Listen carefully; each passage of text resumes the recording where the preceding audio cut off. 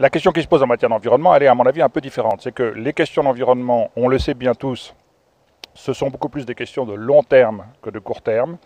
Et la démocratie telle qu'elle se vit aujourd'hui, pas forcément toutes les démocraties, mais telle qu'elle se vit aujourd'hui, a pour but de prendre des décisions dans le court terme ou le moyen terme qui concernent les gens d'aujourd'hui.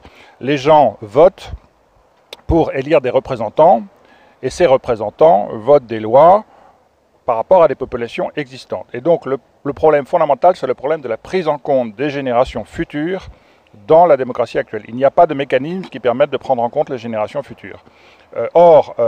Si on veut résumer, il y a eu 3 époques dans l'histoire de l'humanité de ce point de vue-là. Une époque où l'homme, l'action de l'homme sur la nature n'avait pas de conséquences sur les générations futures, l'homme préhistorique par exemple. Une époque où l'action de l'homme avait des conséquences sur les générations futures, mais il n'en était pas conscient.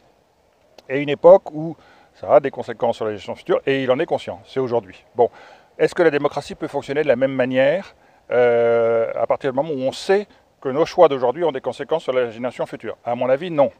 Mais quel est le mécanisme à mettre en place pour ça? On ne sait pas très bien. Alors, il y avait un projet que moi je trouvais tout à fait utile et intéressant, qui était le projet qui est porté depuis longtemps, de Chambre pour les générations futures. Mitterrand, en 1993, avait déjà créé un conseil pour le droit des générations futures qui n'a pas très bien marché pour différentes raisons.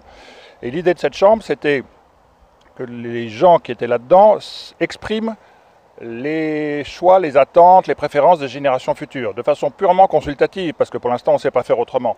Et ce projet, dont on avait pu croire qu'il était un peu repris par le président de la République aujourd'hui, finalement ne l'est pas, puisque le projet de transformation du Conseil économique, social et environnemental n'est pas du tout celui-là. C'est un projet qui vise à changer le Conseil économique, social et environnemental, mais pour avoir les représentants des générations présentes, de la société civile, ce qui est tout à fait une autre logique.